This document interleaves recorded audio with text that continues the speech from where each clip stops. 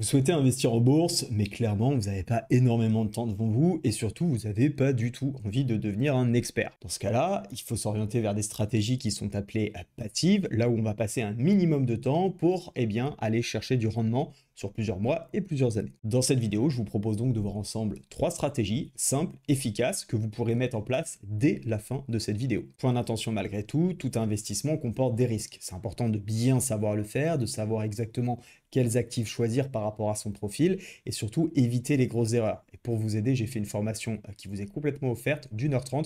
Vous aurez les bases, vous dirigez également vers des actifs sur lesquels vous pouvez vous intéresser et voir si ça vous correspond. Vous avez tout qui est en description de cette vidéo. Je vous propose donc qu'on démarre avec ces trois stratégies, avec la première qui est tout simplement le DCA, le Dollar Cost Averaging. Le DCA consiste à investir une somme fixe à intervalles réguliers. Alors on peut investir toutes les semaines, tous les mois, tous les trimestres. Bon après tous les ans ça fait un petit peu long. Donc l'idéal c'est d'essayer de trouver le juste milieu. Pour ma part je le fais tous les mois, ça permet de lisser les coûts et surtout de pouvoir profiter de différents timings sans avoir le stress de se dire qu'on a loupé le meilleur moment. Je vous propose qu'on passe sur mon écran, vous allez voir c'est extrêmement simple à faire. Alors on se retrouve sur ma plateforme qui est donc XTB, c'est le courtier que j'utilise pour investir sur les actions et les ETF. Simplement parce qu'il n'y a pas de frais qui sont associés sur l'investissement. Donc c'est génial, vous avez 0 € de frais sur les actions, 0 € de frais sur les ETF, et ce jusqu'à 100 000 € de volume mensuel. Donc comme je disais dans une vidéo précédente, avant d'arriver aux 100 000 € mensuels, j'en suis à très loin, donc j'ai encore de quoi voir venir. Là, je suis sur un espace de démonstration, donc ce n'est pas mon compte réel, mais l'objectif, c'est de vous présenter comment on fait. Alors simplement, bien évidemment, avant, faites vos recherches, identifiez les ETF ou les actions sur lesquelles vous souhaitez investir. Vous avez une petite barre de recherche qui est à ce niveau-là. Imaginons que je souhaite investir sur le MSCI World, disons voilà, de BlackRock, donc le iShares. Je vais tout simplement ici pouvoir avoir différents petits boutons. Je vais cliquer sur afficher le graphique, ça va me permettre de le visualiser si je le souhaite, mais comme on l'a dit, et c'est pas ce qui nous intéresse le plus. Si je veux supprimer les indicateurs, je mets juste la petite croix, parce qu'en réalité, quand on fait de l'investissement, notamment dans le DCA, le but c'est d'avoir une fréquence régulière, comme je le disais, et donc absolument pas de mener une analyse technique. On achète de manière régulière, par exemple, tous les premiers lundis du mois. Ce que vous allez pouvoir faire avec XTB, c'est tout simplement vous faire un virement directement. Dans ce cas-là, vous allez aller simplement dans votre compte et vous aurez la possibilité de verser la somme souhaitée. C'est de manière immédiate, donc c'est vraiment bien parce qu'on n'a pas à se dire « Ah, il faut que je pense à la fin du mois avoir fait mon virement ». Le virement, il est instantané, donc vous pouvez, dès que vous vous connectez, dire combien vous souhaitez mettre et l'investir directement. Ensuite, les positions vont donc se cumuler, vous aurez un suivi ici sur vos positions ouvertes et vous aurez donc votre portefeuille qui est actif. Si vous souhaitez vous inscrire sur XTB, je vous ai mis un lien en description, ça vous permet de pouvoir tester la plateforme de manière illimitée avec un compte démo et également de pouvoir profiter d'une heure de coaching avec moi sur les sujets que vous souhaitez. Également, je vous enverrai des e-books. Pour cela, vous allez simplement vous inscrire avec le lien ci-dessous, vous avez en description. L'avantage de cette méthode, c'est que c'est tout simplement très simple, vous l'avez vu, vous connectez à jour souhaité, vous faites votre virement et vous n'avez plus qu'à investir. Cela va vous permettre de réduire le stress par rapport à la volatilité, notamment parce qu'on est là sur du long terme. Et bien évidemment, intéressez-vous ce dans quoi vous croyez. N'allez pas acheter la dernière action à la mode ou la dernière crypto dont tout le monde vous parle. Car oui, on peut aussi acheter des cryptos sur XTB, mais surtout faites-le parce que vous avez une pleine conscience de pourquoi ça peut être intéressant sur le long terme. Et bien évidemment, répétez vos efforts, ne vous arrêtez jamais d'investir. Le plus important, c'est d'être régulier. Si je dois parler d'un inconvénient pour cette méthode, j'aurais tendance à dire c'est qu'on peut rater des opportunités de marché. Pourquoi? Parce que tout simplement, on ne va pas essayer de timer le marché ici, on ne va pas essayer de payer au meilleur prix, on va juste payer au moment où on doit le faire, à la fréquence qu'on a définie. Maintenant, très honnêtement et par retour d'expérience, je suis sur les marchés depuis 2018 et pendant les 2 premières années, j'ai essayé de timer sans cesse le marché. Vous faites en plus le calcul, 2018 ça m'a emmené à 2020, autant vous dire qu'essayer de timer ce qui s'est passé au Covid, c'était mission impossible. Donc très clairement, la leçon que j'ai retenue de ça, c'est il faut éviter de chercher le point bas, il faut vraiment investir de manière régulière dans des actifs dans lesquels on a une profonde croyance qu'ils vont se valoriser. Et si on le fait de manière régulière, on n'achètera pas le point bas du point bas peut-être, mais même en essayant de timer le marché, parfois on va attendre un prix qui ne revient jamais. Ça a été le cas par exemple sur les cryptos en 2023 quand le Bitcoin est arrivé à 18 000, beaucoup voulaient le payer 15 000, 13 000 et se retrouvaient à le payer beaucoup plus cher puisqu'il n'est jamais revenu sur ces prix-là. Encore une fois, l'objectif du DCA, c'est pas d'acheter tout en bas pour vendre tout en haut, c'est vraiment d'accumuler un maximum d'un actif, d'une action, d'un ETF, d'une crypto pour pouvoir, et bien sur le long terme, récupérer la plus-value qu'on aura dégagée par rapport à notre prix moyen.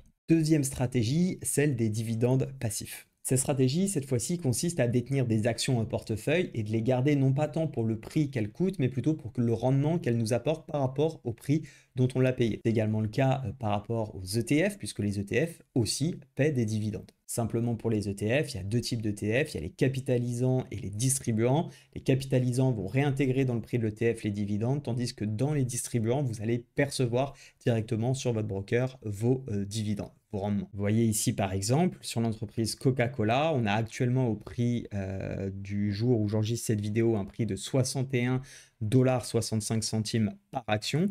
Et donc si on l'achète, comme elle verse par action détenue un dividende de 49 centimes, et bien ça me permet d'avoir un rendement sur cette action de 3,15. L'objectif ici, ça peut être par exemple d'en accumuler un maximum pour essayer de percevoir le rendement. Et là où on n'essayait pas forcément de timer le marché dans la première approche, ce qui peut être intéressant, c'est effectivement quand l'entreprise se dévalue, coûte moins cher. Imaginons que notre action Coca ne coûte plus que 50 $ à un moment parce qu'elle perd de la valeur sur le marché, et bien le rendement de facto augmente puisqu'on percevra toujours les 49 centimes. Mais comme on aura acheté l'action 50, forcément le rendement est supérieur. Alors les avantages, vous les avez compris, c'est tout simplement que ça va générer des revenus réguliers et de manière complètement passive puisqu'on les percevra de manière annuelle, semestrielle ou trimestrielle, voire même parfois mensuelle pour certaines actions.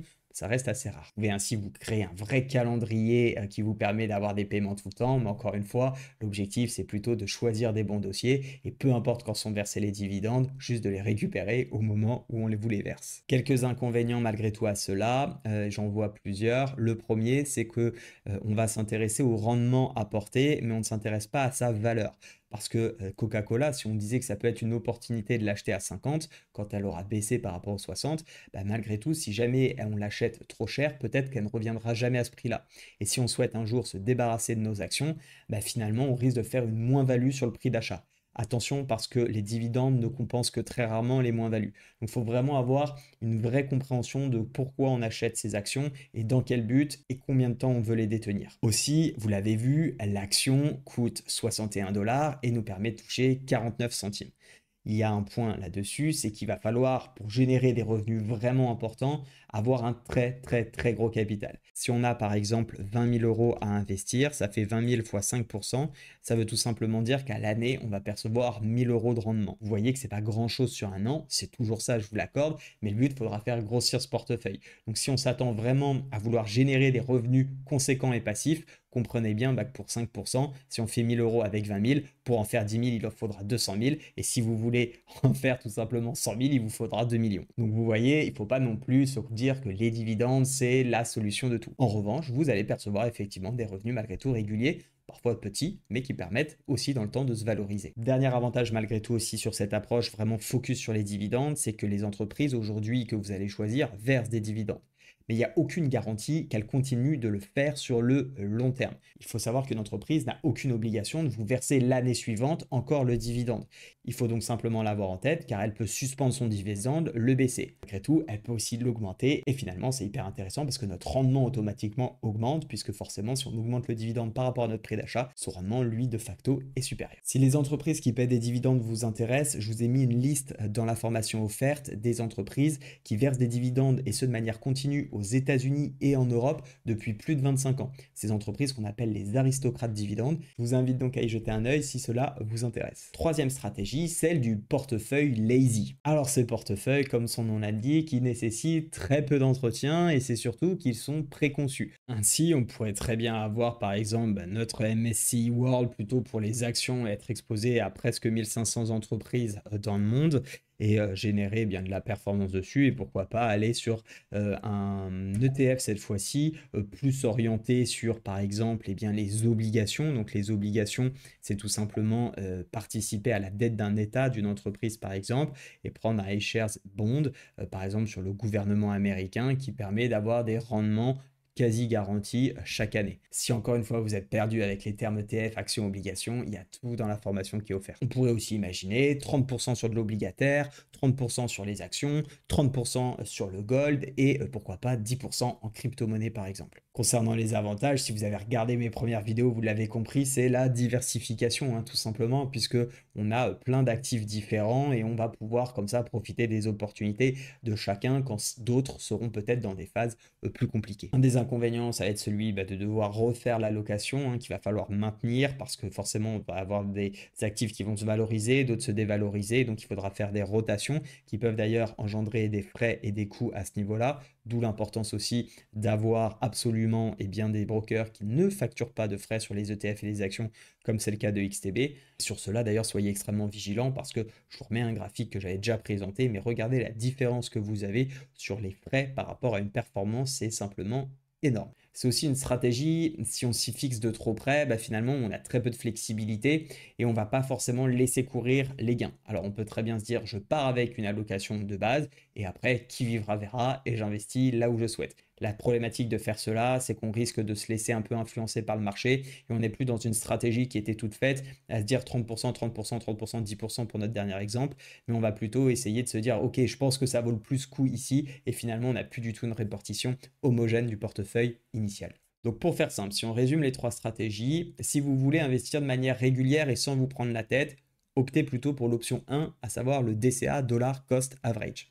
Si vous cherchez des revenus et idéalement si vous avez un gros capital, en tout cas un certain montant à investir, privilégiez peut-être l'option des dividendes qui peut être une bonne solution. Troisièmement, si vous voulez une solution plutôt clé en main, même s'il faudra faire vos recherches en amont, eh bien je vous propose plutôt l'approche Lazy Portefeuille.